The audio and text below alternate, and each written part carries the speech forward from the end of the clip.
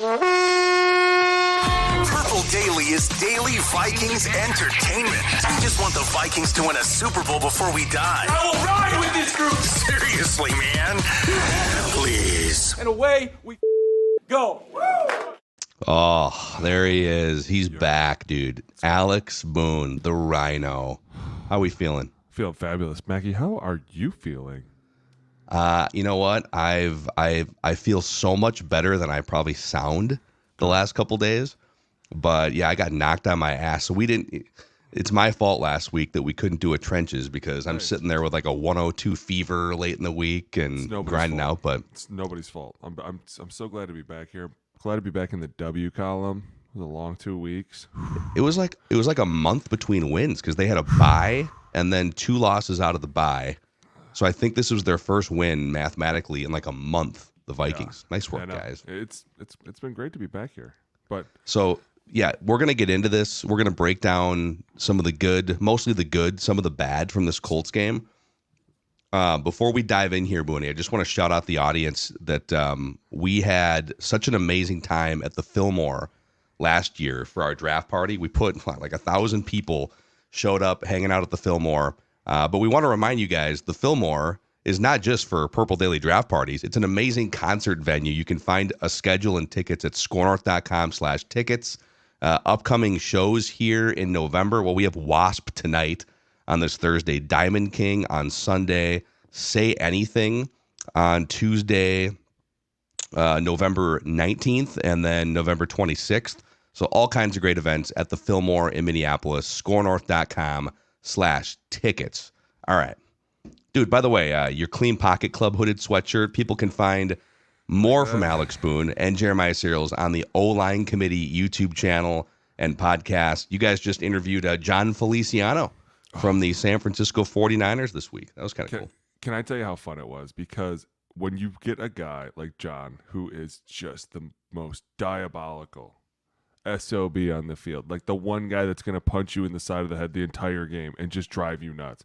Yeah. And to get him on and see how funny he really was and to see how cool he was. And honestly, they're going to need him to come back soon because they're getting an influx of dudes coming back, and it was great to see him in a better mood and the team winning. So it was exciting. We got to do that more. And it was funny because he threw out a name, Rodney Hudson, and I was like, that should be our next guest because Rodney was in the middle at Oakland when Oakland was Oakland, and he got paid a king's ransom, but he was one of the coolest dudes I ever met in my life. And it's just, you forget how many cool guys are really out there until you sit down and start talking to them, and just, I loved it. It's great. Well, he also, speaking of Oakland, by the way, he brought up Mike Tice. So Mike Tice, former Vikings head coach.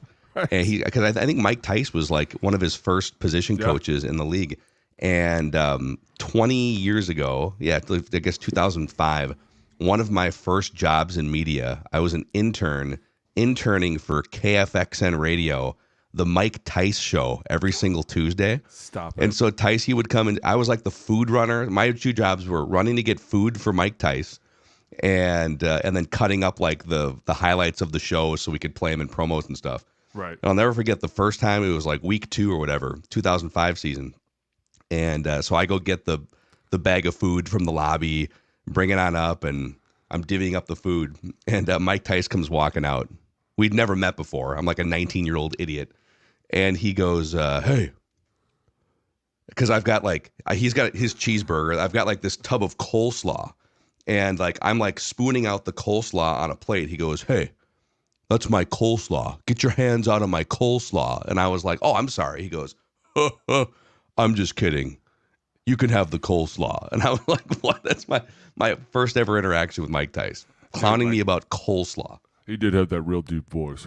Hey, hey. He'd always be like, yo, what is going on over there? Man, I'll tell you what, names from the past that you forget were there, yelling at you, cussing at you. I remember seeing him on the sidelines. We played Minnesota a few times, but, man, it's so great to get guys out here and just honestly, I think show their personality, right? Like there's a lot of guys that don't see you with the helmet on and all they know you for is fighting and talking shit and all this guy wants to do. And then you get him out here and you're like, this dude's hilarious. Him and CMC call each other cracker and bean dip. And I was like, This is exactly what the locker room is like. Like, there's no malice, there's no hate anywhere. Everyone just says whatever comes to their mind, and people are like, that guy's an idiot. But it's just so funny, and it was a great time.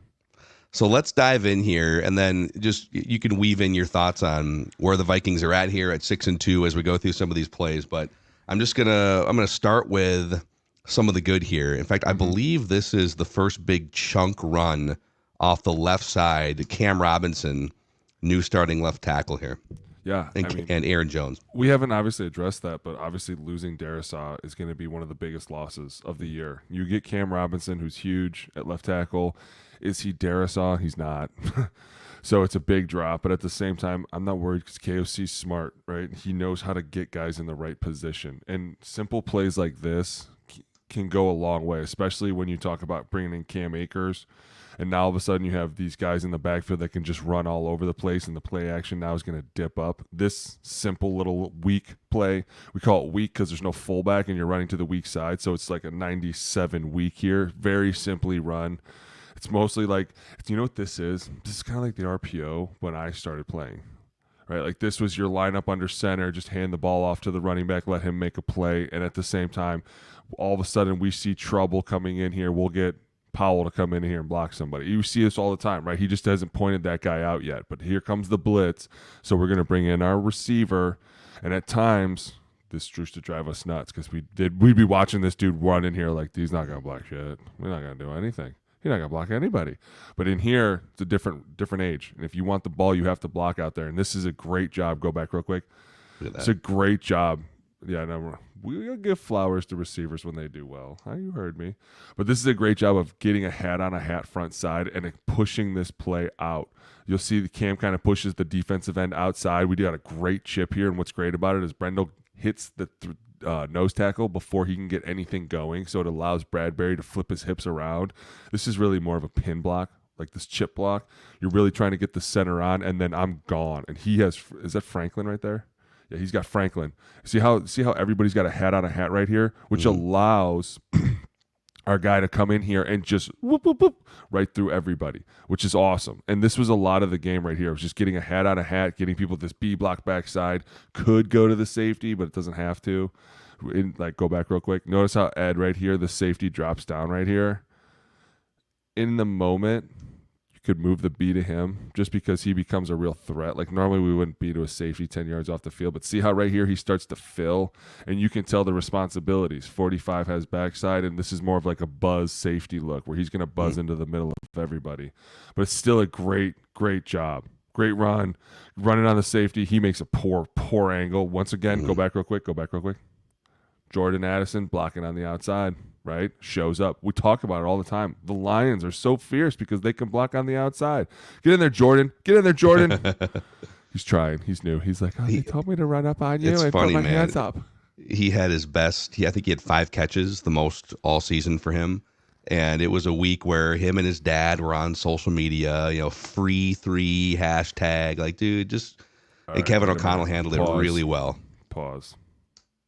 What?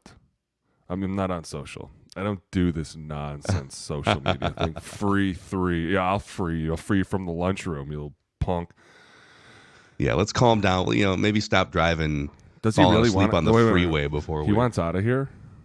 No, he wanted more touches. Over who?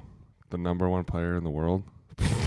Also, the other thing, too, going into the game, the Vikings were averaging 10 fewer pass attempts per game compared to last year because they're A, running the ball more, and which B, is great. Not running as many plays, I guess. I mean, just in terms of time of possession. Well, so, when you throw a 97-yard touchdown, it really, your play progression goes way down. It does. I hate to tell you, bud. I can't believe that he said that free 3. So we're going to go to some of the bad here. This was, I'm just going to call it one of the worst interceptions I've ever seen in my life watching football. But you're going to get like 2 blue screen of death plays, maybe 3 from Sam Darnold every game. But he's also giving you all this upside, and he's been really good. So I have a hard time looking at it sometimes, like some people do. Like, don't get me wrong, this was bad, right? But he's rolling to his left, which at some point I go, I don't know that I could even do that. Run to my left and throw the ball without tripping. I mean, the Vikings mascot did it in a game against like 9-year-olds. It's probably Christian Ponder. I texted you that clip last night. You got to check it out. It's pretty crazy. Oh man, last night was wild. All right, here we go. This is bad, and it's because he doesn't see Franklin running with him across underneath, which is, I mean, go back. I don't know why I can't get this off. Let me see. You know why you can't get it off? Because your left guard's getting put on his ass by Stewart again. I mean, I'm going to be honest with you. Come on now. We got to sit down. We got to get in there. This guy, he had a day, didn't he? That's Stewart. And I don't even think that's him. That's not. Stewart's to the right. But Stewart did have a day. It just looked just like this. Once again, go back. That's what it is. Go back real quick. We've talked about this coming down on these two eyes. It's one of the toughest blocks in the NFL because you're not used to coming down this way, right? I'm used to sliding out. So when I come down here against a big guy, at times I don't know what's going on. This is, honestly, this is just a slow death. And what it should be is more coming down here.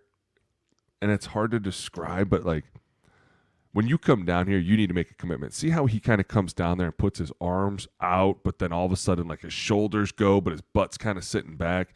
He's kind of not sure, like, do I want to come down here? Because is he going to come out or is he going to come in? People always say you anticipate him coming down, but you expect him to go out. It's the hardest saying to ever understand until you're in the middle of this block, and then you're like, I totally understand this. But this right here, there's no reason for that. And I don't even think he gets stepped on. Go back 2 more frames. Does Bradbury step on him? It's hard. It's hard to see. Right there, he could, but that's why he leaves the pocket. And then right here, he just doesn't see 44. And I gotta be honest, I don't know why he doesn't see him. But then this dude is ready to come over and pick this ball off too.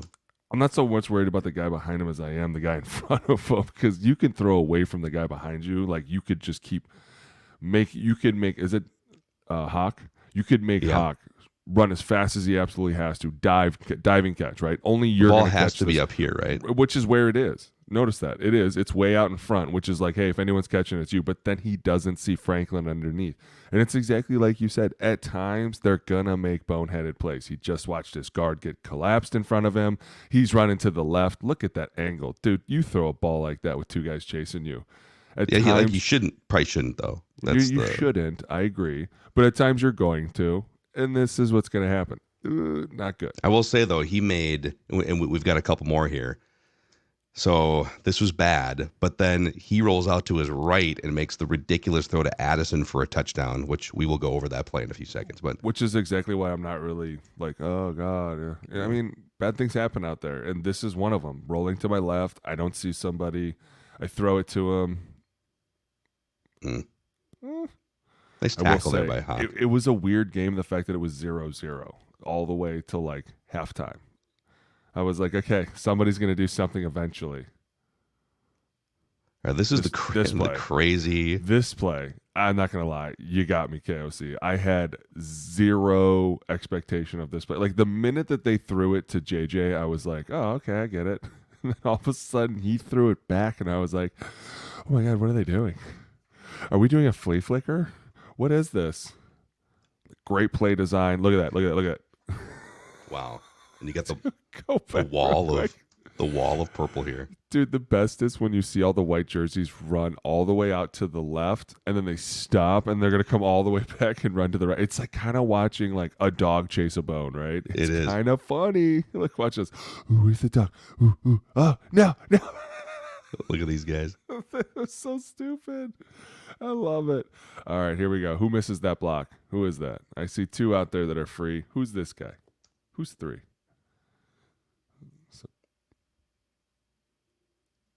It's Brian. Is it Brian? Keep going. Someone's going to miss. Who is this guy here? Buckner? Just comes flying in like the Stay Puft Marshmallow Man. Dude, he looks like a semi-truck. Can't stop. I'm just going to go this way. Aaron Jones is probably like, what an idiot. It's great. It's like when you step out in the intersection and a semi-truck like runs a red light right in front of you. Oh. Yeah. It's not that it matters, but it's probably go back. That was Ed's guy. Because number one, Bradbury's locked up here. And notice how you would never want, like, when the NFL, they tell you never pass up color because you don't know what's going to happen, right? You pass up DeForest Buckner. He comes in here and makes his tackle, plays dead, right?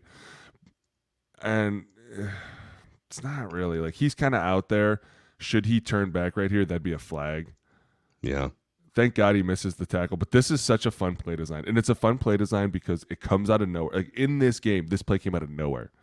And at the same time, the defense has to look at themselves and be like, dude, we got to play everything. We got to be honest about everything. Like they're using the entire field to get these first downs. Look at this. We go from one side of the field to the absolute other and force this defense to run all the way back and cover this play.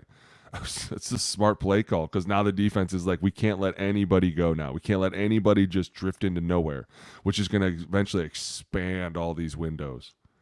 I love it, man. I think, by the way, so that was awesome. And then the very next play you'll see here, this was just the story of the first half for the Vikings. Oh, yeah. Yeah, this is bad. I have a question for you, too, if you thought that was a flag. I'm not even sure what a flag is anymore. I'm going to be honest with you. Yeah, by the letter of the law, 100%. He got smoked upside. I forgot you're a homer. The head with a forearm. I mean, how's this guy supposed to I'm not tackle? like an unabashed. I'll call it like it is. I mean, I know, but like, how's he supposed to hit him? I'm just being honest, and I'm trying to be. It's the arm across the face.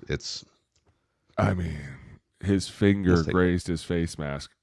You tackle him at 65 miles an hour without touching his head, his lower back, his knees, or his ankles. Like right there, I'm like, listen, dude, I think the league's gotten soft.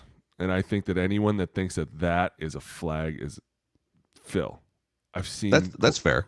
I've seen quarterbacks with their helmets sideways and get up and go, what happened? I think part of it is it's the no call in the Rams game in the end zone, the face mask, that was coupled bad. with this. But the Rams, like the face mask was. And I agree. You guys are still in a little PTSD from that. Like, they would kind of look the exact same thing. So people were probably like, there's the flag. And I'm sure this ref had watched that game and was like, oh, man, they totally missed that. So he saw this and was like, oh, no, I'm definitely going to throw it. In the moment, though, what's worse? Not throwing the flag and letting this ride, or throwing the flag, picking it up, and then giving them a touchdown? Right. The picking it up was. That was bad. What did you see? It? Yeah. What's Also, the worst about all this? Bradbury, what are you doing? What are we doing? So he steps. So they clearly he steps on Ingram's foot here. It looks he like. Does, but the problem too is he allows Stewart to get way too into him. Go back real quick. I watched this from the sideline angle, and at one point they're like face masks are touching. You never really want to get that close to somebody who's having that type of a day. Why? Because they're going to get better control than you are. Most likely, they're probably a lot stronger than us. They're a lot more athletic than us. They're going to have their hands in a better position. See right there. See how he gets his shoulder all the way into his chin strap?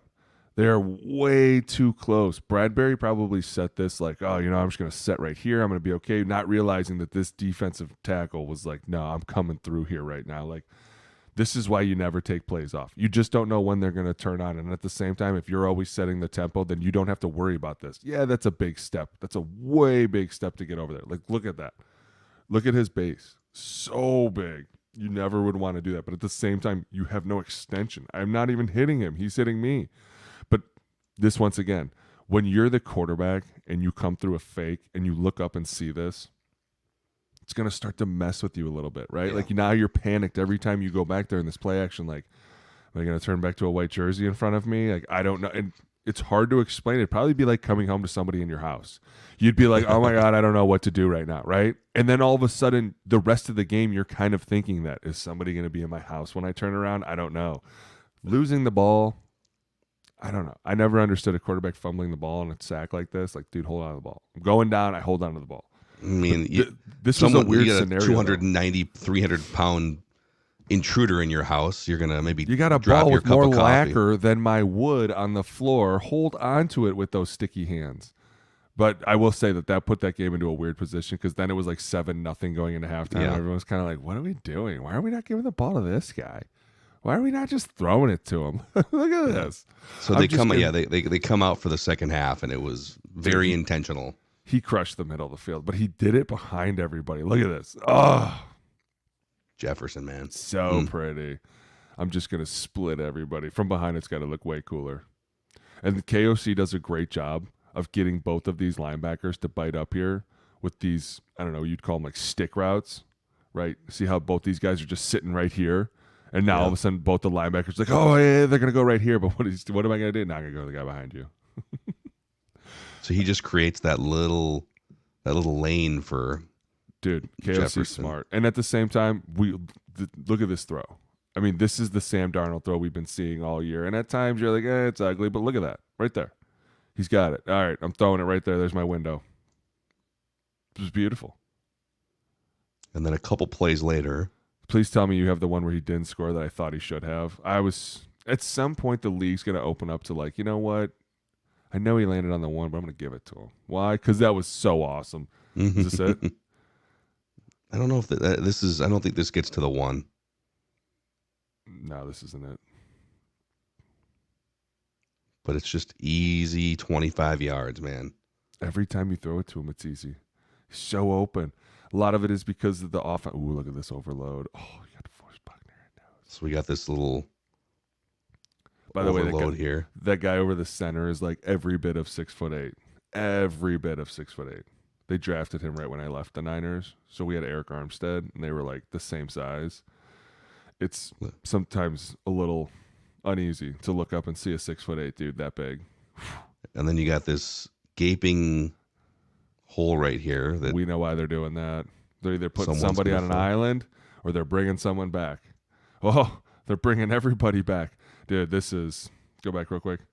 This is next level blitz. Why? Because you force the running back to jump in here with the offensive line. And anytime you have the running back switching off twists with an offensive lineman, you better hang on tight because it's going to be a bumpy ride. Here we go. We're sliding to the right, which we normally would, right? We're going to put Cam on, what is that, Twitty? yeah, on 51 there. Yeah. And so now see how all of a sudden 45 blitzes, but then 54 wraps around.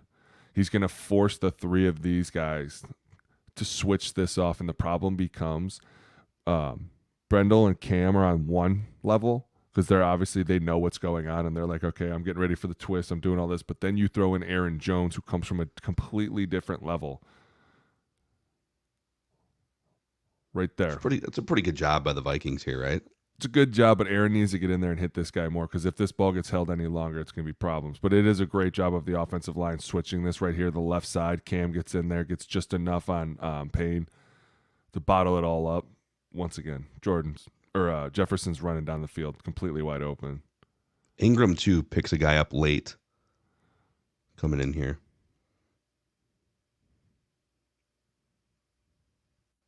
Yeah, they're coming from everywhere. This is their all out. And they're just manned up backside. I don't know why you would go man with that, dude. I would have two guys chasing. I'd be like Calvin Johnson, that guy. Two guys are just gonna stand out there like punt protection. I wouldn't even care. Look at this. Now this is throwing on the run to your right, but This is just throwing a guy ridiculous, open. man. This is what we call throwing him open. Love this. Linebackers are stacked, can't help themselves. okay, that's not good. No, it's not good. Unless you're that guy. So how does 44? This is a naked, but it's funny because he does Aaron Jones does like this roll right, and the difference between naked to me and roll, in a naked the running back's going to run to the left and everyone thinks it's a wide zone. In a roll, he goes right now because you want things to happen quickly. Obviously, we know who should have picked up 44 here, right? We're turning to our left. We all block the gap to our left. They used to call this like elephants on parade, or you're the dancing bears, and nobody's allowed to break through here. You just turn and you run. Exactly. You're going to be this. You're going to slip this front side. We would come up here saying that too, like, hey, BBB, making them think, oh, this is going to be a zone to the left. Front side, they're over there, chip, chip, chip, slip, slip, slip. They're thinking, oh, yeah, it's coming here, it's coming here. Look, he thinks he's got it. Oh, I got it. What's awesome about this is I think that's Johnny Munt. Johnny Munt comes down here and saves a life, getting 44. And I wouldn't be surprised if 44 knew it was going to be some sort of roll, because look at him. He's kind of like, man, there's a lot going on out there. What's going on out there? And then he hits it right there. Yeah, Ed's got to get there. But Johnny Munt saves a life right there, does just enough to hit him, which is a great job. So why is this just an ME by Ingram then? Not Yeah. going. Okay. Yeah, anytime somebody runs through here, like number one, go back. He kind of goes to his right to start, which is weird. But maybe there was a call or a check or something that they thought something was going to be on. But he kind of steps with his right foot when he should have stepped with his left. Like we're all trying to sell to the left on this, right? If he steps to the left, he gets way more of a hand on him, gets in front of him. This guy's not even an issue anymore. But once again, it doesn't really matter because Sam throws him wide open. This is, you wonder, Sam Darnold, how is he the number 3 overall pick back in this type of athletic ability? Is he Lamar Jackson? No. But, like, look at this. Gets out of trouble off his back foot. In traffic, whoop. That's a ridiculous throw. That's a hell of a catch. And a ridiculous catch. That is ridiculous, dude. Yeah, maybe he had a point. Maybe we should all go on social media and complain about our usage, Booney. No, we shouldn't. I mean, believe me, and I've told you, at times we'll put up with a little diva-ish stuff outside because they can make plays like this. But the free 3 would not have gone over well. Free 3. I am curious how it went over in the locker room, but KOC does a good job with that stuff. Like he just kind of. I will say he does. I'm sure he does a great job of going in there and being like, "Hey, listen, what are we upset about? Like, what are we not understanding about this offense?" Like, I'm sure he goes in, whereas some guys and some coaches would have went in and been like complete opposite, right? Like, oh, 3 doesn't want to play this, week, so we're gonna sit him out. He's not feeling good. Like, there's just so many things, but at the same time, you deal with it because they make ridiculous catches like that. Yeah. I think I'm gonna go on social media. Free Mackey. I need more time to talk on these podcasts. I just need more. I don't know what it is, but I need more. Need some more minutes, Coach. By the way, before we get to excuse me, a couple more plays here. Somebody who is not a diva, not high maintenance, is Russell Nicolay. Nicolay Law, the exclusive personal injury law firm of Purple Daily. Nicolay Law knows that when you or a loved one gets injured, ordinary life can come to a stop. Things can get complicated. And that's where they're here to help you get the compensation you deserve after an accident. So if you've been hurt or you or a loved one, get Minnesota's local award-winning injury lawyers. Get Nicolay, nicolaylaw.com, or give them a call at 1-855-NICOLAY. Also, AG1 is trusted by top athletes all over the world and top podcasters like myself. AG1 is simple and comprehensive foundational nutrition supplement for whole body health. And all you have to do is you take a scoop and you put it in mixed with your water in the morning or maybe mid-afternoon if you want that boost middle of the day. Or I'm a travel pack guy myself. If there's one product I had to recommend to elevate your health, it's AG1. And that's why I've been partnered with them for a couple years and using AG1 for probably going on 8 years. So if you want to take ownership of your health, it starts with AG1. Try AG1 and get a free 1-year supply of vitamin D3K2 and 5 free AG1 travel packs with your first purchase. Go to drinkag1.com/purpledaily. That's drinkag1.com/purpledaily. Football. Enough about the greens. Back to the ball. Let's do it. Here we go. Back to the football. Back to the pigskin. Greens, y'all. All right, here we go. 2 looks like 1. There it is. Cam Akers, man. Nice little addition. They kind of bumped Ty Chandler to the back of the running back line in favor of Cam Akers here. They sure did. Ooh. I get it. Ooh, I like it. Go back real quick. What are we seeing here? This is fun. Here we go. We have some sort of stutter. This would be kind of like a counter-esque because we have the backside guard pulling. Here we go. So we got so Brandel's pulling here. And we've made a correction during the week. We don't want to deuce. We want to get through this. I'm sure this guy's a big grabber. It's Buckner. So I'm sure he's going to grab the living hell out of you if you try to get through. So notice how the deuce front side is going to look like it's going to try and get through right away. See how he just goes right now? And so they're like, hey, listen, don't even bother with him. Just run right through. See how he tries to slip his shoulder through? He dips it. So you're saying right here?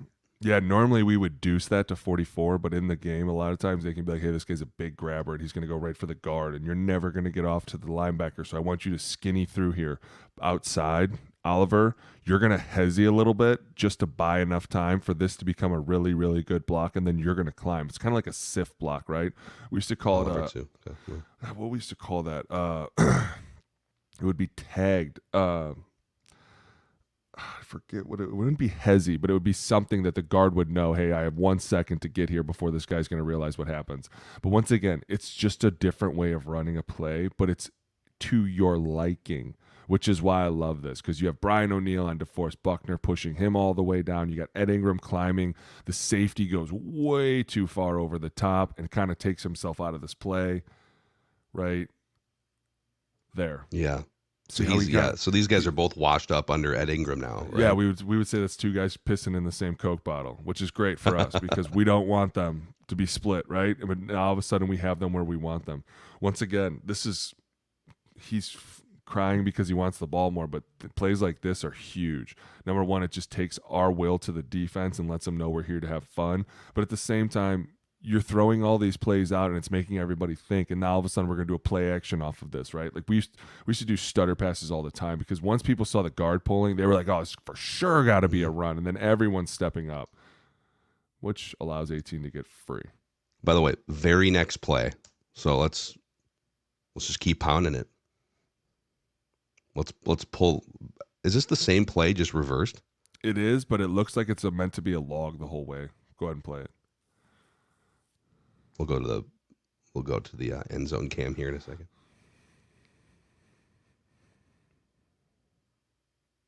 Ingram, man. Yeah, nice this could be wrap. 97 wrap. This is a great job. Front side on this deuce. So Ingram's pulling around here. Yeah, so now we're going the other way, right? And at the same time, we're going to have run through on the front side. 44 is going to try and run through, and I bet you that's the reason why they told him to don't mess with that 3 technique, because if you go to hit that 3 technique, he's going to pull you to him. See how 44 is trying to hit it through there? But they do a great job on the left side of washing all of this down, and it's because the guard doesn't even really mess with 99. 44. Franklin's diagonal. He's like, oh, it's power. Mm-hmm. But then he's like, nah, I don't think so. So Brandel, so initially this would be a double team and then up to 44 for the guard. Yeah. And you're saying the guard is being told, don't even bother with, I mean, if you can get a hand on a guy. You. That's what they're saying. Don't let him touch you. Because if he touches you, he's going to pull you in. Like as soon as you hit him, he's going to smack you and pull you into him really, really tight. Like see how right here he can barely get on Brandel. Mm-hmm. And he's, normally we would be like, dude, are you going to hit this guy? But he knows there's either going to be run through or something. This was a meant to be wrap because he's pulling around the tight end. The tight end's blocking the defensive end now. So they probably told him, listen, this ball's meant to go way outside. We're going to wash all this down. I want you to come all the way around. See the tight end right there. And who was that? Josh? Oliver, right? Yeah. So Oliver does a great job of he steps outside like he's going to fake to try and get him to widen. And when he doesn't widen and he collapses down, he goes, okay, he's my guy. Yep. See right there? See how he's going in? He's like, okay, he is for sure my guy. I'm going to take him. And Ingram does a great job of going, okay, that's his guy. Instead of blowing it up right there, I'm going to come all the way around this. And this is something we would have talked about in the room, like, hey, because let it play to when Oliver makes contact and they probably take one step in. You'll see there's this big lane that opens up right. Pause. Normally right there on power, I'm going inside because power's meant to go inside. So right here, we'd have been like, hey, listen, you pull around, you see that color coming off the tight end, you destroy it on your way to 45, right? You'd be like, oh, okay, got it. Mm-hmm. But on wrap, we're going to wrap all the way around this. So you're like, okay, if he collects him, I'm going all the way around this, and 45 should be sitting right here. Oh, there he is. Nah, going to work here anymore. Here we go. So they're kind of, that's like an offensive line tight end on the fly sight adjustment, right? That's exactly it's like you're reading it. Yeah, because you're thinking that Ed's going to go through, or you're thinking that Josh's going to go through to 45, but the minute you come around and see that he took yours, you take his. It's called the pizza theory. Yeah. And a lot of teams have trouble with that on the fly. Like guys kind of get panicky, but if you rep it enough, you can get used to it. And then just need one more touchdown to seal this thing with about 2 minutes and change left. Let's feed the guy that's been run blocking. Josh Oliver. It's a great catch, too. You know what's funny?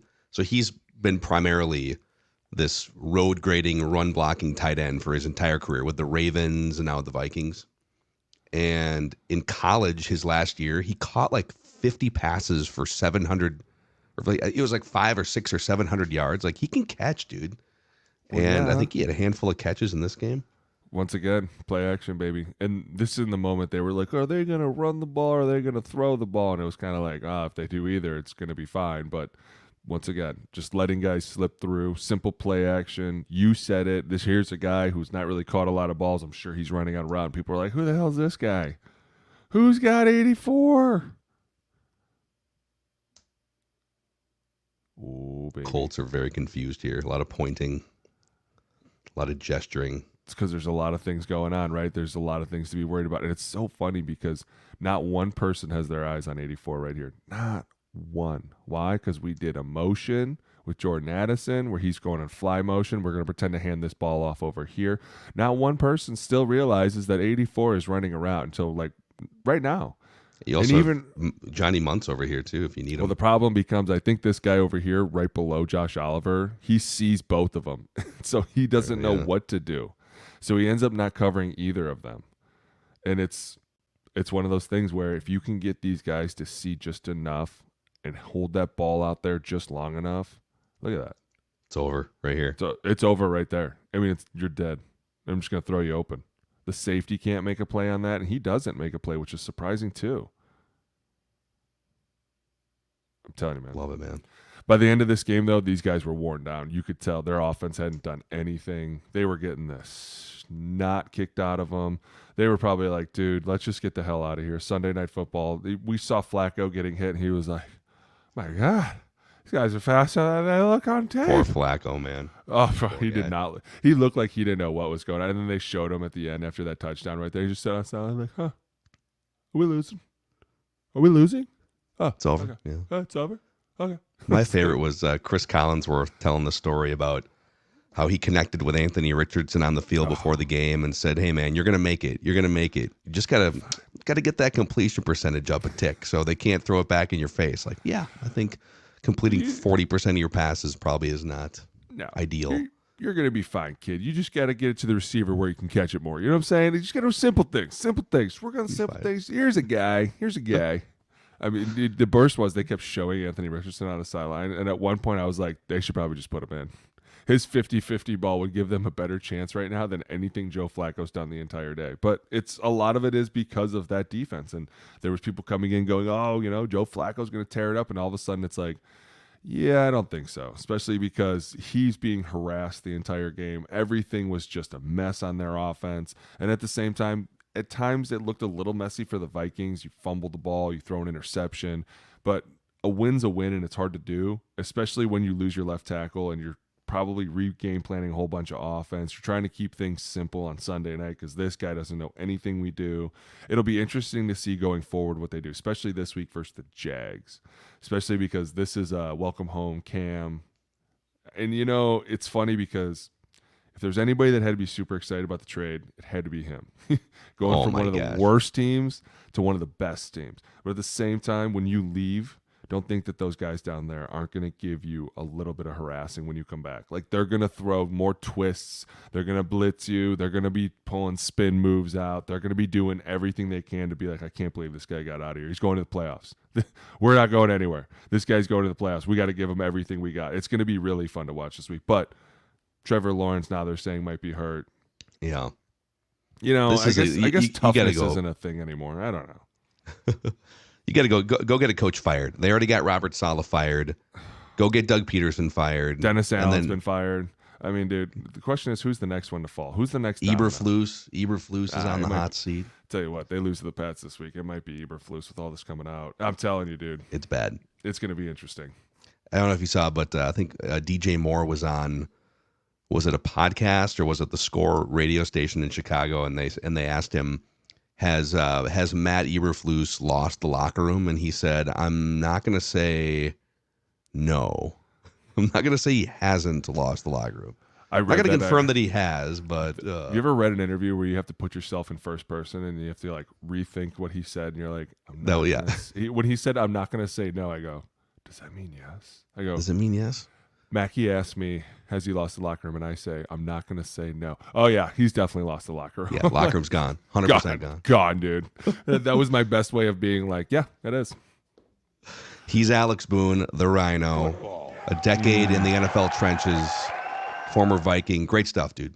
Love Thank breaking you. down film with you. We learn something every single time. And you can find Alex and Jeremiah on the O-Line Committee, Jeremiah Searles, the O-Line Committee YouTube channel for you football nerds. This is Purple Daily. We just want the Vikings to win a Super Bowl before we die.